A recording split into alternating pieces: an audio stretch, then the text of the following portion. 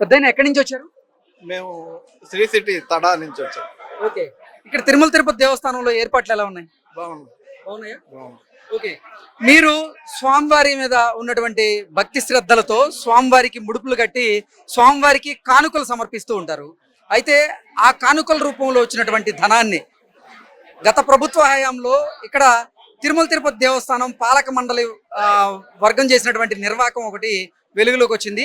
అధికారులు పరకమణి సేవలో పాల్గొని ఈ చేతివాటం చూపించి స్వామివారికి చెందాల్సినటువంటి ధనాన్ని అపహరించారు, మహాపాపానికి ఒడిగట్టారు. దాని మీద మీరేమంటారు గురుగారు? ఇప్పుడు స్వామివారికి ఎంతో భక్తి శ్రద్ధలతో ముడుపులు కడుతుంటారు భక్తులు. దాన్ని కాపాడాల్సిన బాధ్యత పూర్తిగా టీటీడీదే, ఆ పాలక మండలిదే అని నేను అనుకుంటున్నాను. పైగా వాళ్ళకి స్వతంత్రంగా నిర్ణయాలు తీసుకునే అధికారాలు కూడా ఉన్నాయి. తప్పు జరిగినప్పుడు దానికి కావాల్సిన తగిన చర్య చేయాల్సిన బాధ్యత కూడా టీటీడీదే అయి ఉంటుంది.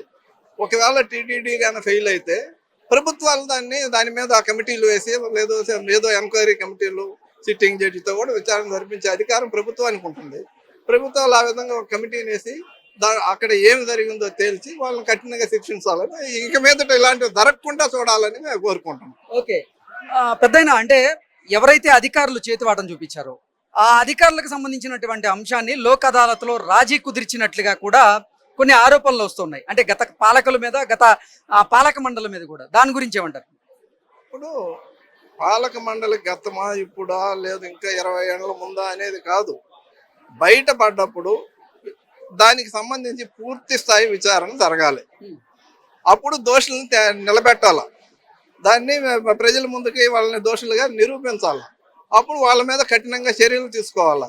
తదుపరి ఇలాంటి కార్యక్రమాలు జరగకుండా చూసుకోవాల్సిన బాధ్యత కూడా టీటీడీ మీదే ఉంటుంది. ఓకే. అంటే శ్రీవారి మీద భక్తి శ్రద్ధలతో శ్రీవారికి ముడుపులు గడుపుతూ కానుకలు సమర్పిస్తూ ఉంటే భక్తులు ఆ కానుకలకు అసలు శ్రీవారికి చేరకుండా మధ్యలో ఈ అధికారులు నొక్కేయడాన్ని ఎలా చూడాలంటారు? ఇప్పుడు అది తప్పే కదా.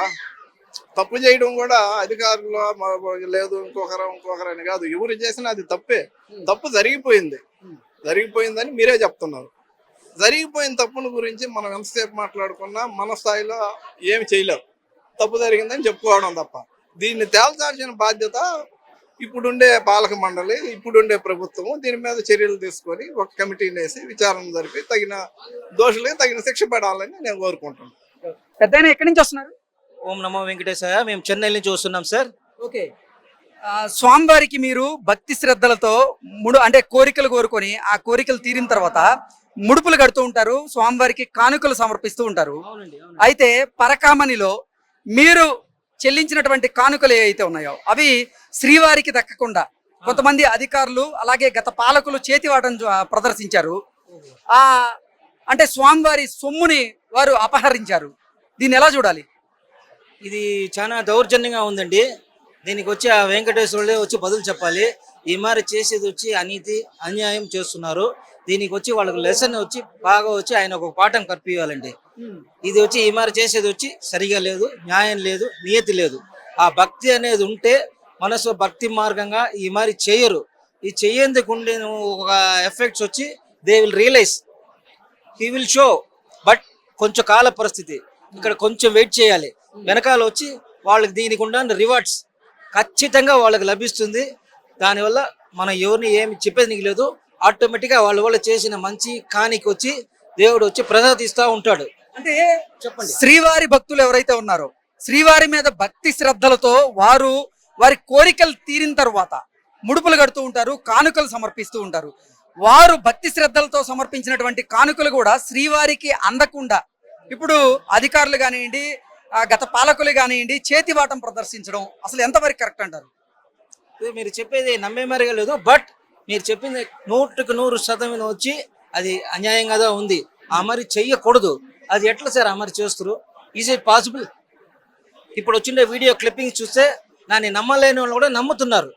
దానివల్ల మీరు చెప్పింది వచ్చి దేవుడు వాళ్ళకి దగ్గర వాళ్ళకి ఏమి శిక్ష ఇవ్వాలో అది ఖచ్చితంగా ఇస్తారు. ఇది మహాపచారంగా, ఘోరమైనటువంటి అపచారంగా చాలా మంది భక్తులు భావిస్తూ ఉన్నారు. మీరేమంటారు? ఖచ్చితంగా అండి, దాంట్లో ఏమి నో అబ్జెక్షన్. మీరు చెప్పేది మేము ఆహ్వానించ తీరాలి, వేరే దారి లేదు. ఖండిపుగా వచ్చి అది వచ్చి అబ్జెక్టబుల్ మ్యాటర్ దాంట్లో వచ్చి ఏమి నేను చెప్పేది నీకే లేదు, మీరే అన్ని చెప్పేశారు. దానివల్ల వాళ్ళు చేసిన మంచి కానీ వాళ్ళకి ఆ రివార్డ్స్ దొరుకుతుంది. But it will take some time, short పీరియడా లాంగ్ పీరియడా అనేది ఆయన మూస్తారు. వాళ్ళు ఏం తప్పు చేస్తారో దానికి తగిన వచ్చి ఫలితం వాళ్ళకి ఖచ్చితంగా దొరుకుతుందండి. ఓం నమో వెంకటేశ్వర. అన్నయ్య ఎక్కడి నుంచి వచ్చారు? మేము జుక్కల్ కామారెడ్డి డిస్టిక్, ఓకే, తెలంగాణ నుంచి వచ్చారు. తెలంగాణ నుంచి వచ్చినాం. ఓకే, ఏంటి మొక్కుబడిగా వచ్చారా? అవును, మొక్కుబడిగా వచ్చినాం మేము. ఓకే, మొక్కు తీర్చుకున్నారా మరి? తీర్చుకున్నాం మేము. ఓకే, స్వామివారికి కానుకలు ముడుపులు ఏదైనా సమర్పించారా? సమర్పించామండి, కుండీలో వేసాం మేము. ఓకే, అంటే గత ప్రభుత్వ హయాంలో చూసుకున్నట్లయితే పరకామణిలో భాగంగా స్వామివారికి దక్కాల్సినటువంటి సంపద ఏదైతే ఉందో దాన్ని కొంతమంది అధికారులు అపహరించారు. అంటే స్వామివారి మీద భక్తి శ్రద్ధలతో భక్తులు ఇస్తున్నటువంటి కానుకలు కానీ ముడుపులు కానీ స్వామివారికి అందకుండా చేతివాటం ప్రదర్శిస్తూ ఉన్నారు కొంతమంది. ఎలా చూడాలి దీన్ని? దేవుని సొమ్ము తింటే అసలే మంచిది కాదు. దొంగతనం చేసిన సొమ్ము దొంగల పాలే. 1 రూపాయి తీర్చుకున్నా దానికి లెక్కకి లెక్క డబుల్ తీర్చుకుంటాడు దేవుడు. ఎప్పటికైనా ఈ రోజుకైనా వదిలేస్తుండేమో, రేపటికైనా కర్మఫలం తప్పది. మనకు దక్కే రూపాయి మన చెమట ఫలితమే తప్ప వేరే రూపాయి ఆశించే అవసరం లేదు. అంతకు మించి అనుభవిస్తారు. ఇంకొకటి, అట్లా అప్రమత్తంగా జరిగినందుకు ఇప్పుడు చాలా మారింది. వసతులు కూడా అప్పటికిప్పటికి వచ్చిపోయే దారిలో కానీ అక్కడిక్కడ భోజనాలు కానీ సిబ్బంది కానీ వాళ్ళు చేసే సహకరణ కానీ చాలా బాగుంది అప్పటికిప్పటికి. అసలు అంటే స్వామివారికి దక్కాల్సినటువంటి కానుకలు కానివ్వండి, ముడుపులు కానివ్వండి, అధికారుల ద్వారా లూటీకి గురవుతున్నాయి. నిజంగా స్వామివారి సొమ్మును అపహరిస్తూ ఉన్నారు. ఇది మహాపచారం కాదంటారా?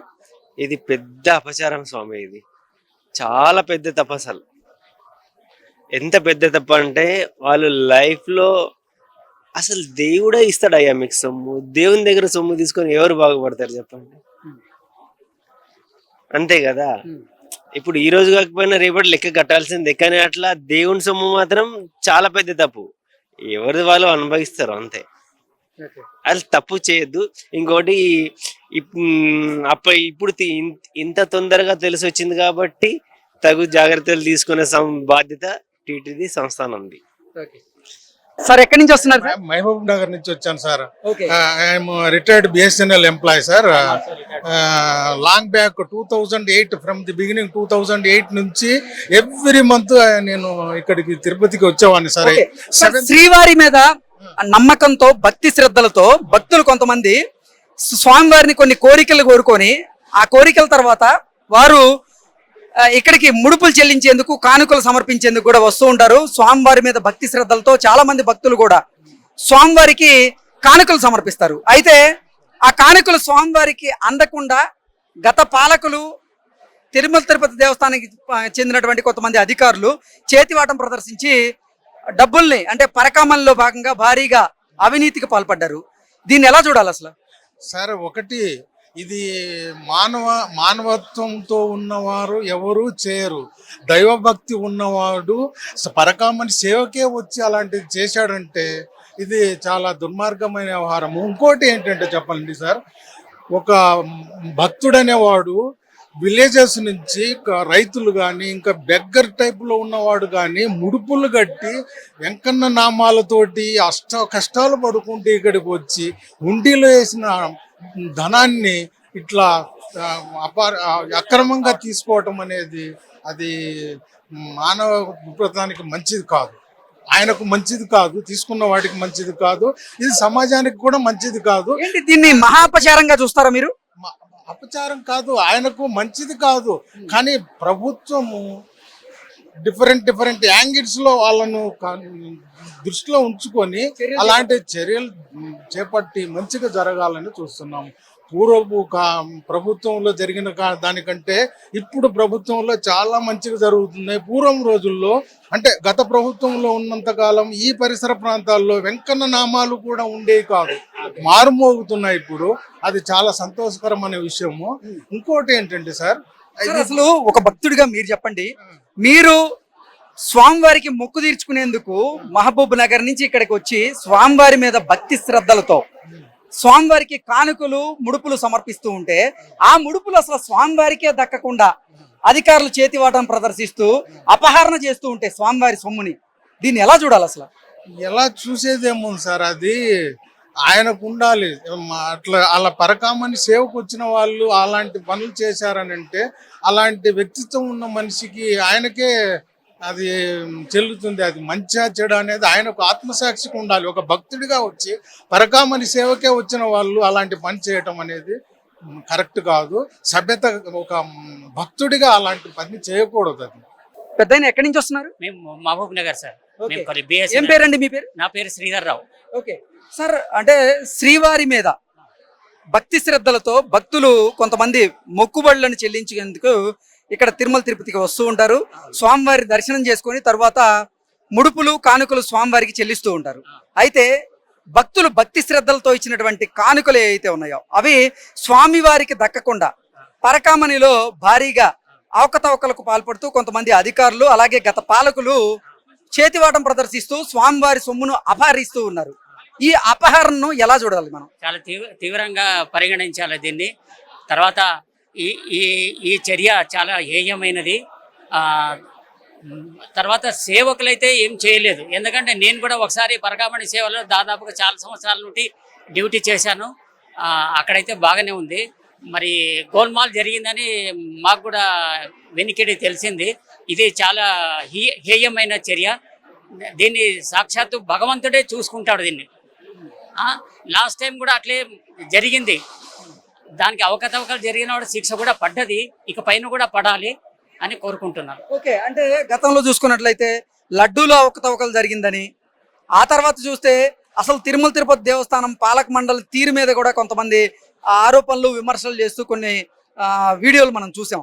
ఇప్పుడు చూస్తే అసలు గత ప్రభుత్వ హయాంలో ఈ పరకామణిలో భారీగా అవకతవకలు జరిగాయని, స్వామివారి సొమ్మే అపహరణకు గురైందన్నట్లుగా కొన్ని వీడియోలు బయటకు వచ్చాయి. దీన్ని ఎలా చూడొచ్చు? చాలా తీవ్రంగా పరిగణించాలి సార్. ఎందుకంటే పోయిన లాస్ట్ ప్రభుత్వం చాలా అవకతవకలు జరిగినని చెప్తున్నారు. ఇప్పుడు ఎట్ ప్రజెంట్ అయితే ఏమి లేదు. తర్వాత ఈ లడ్డు వ్యవహారం కూడా అప్పుడు ఏదో అవకతవకలు కూడా అప్పుడు కూడా జరిగినాయి. ఇప్పుడు ఏమి లేదు, చాలా మంచిగానే జరుగుతుంది. ప్రభుత్వ తీరు కూడా పనితీరు కూడా చాలా సంతృప్తికరంగానే ఉంది భావిస్తున్నాం.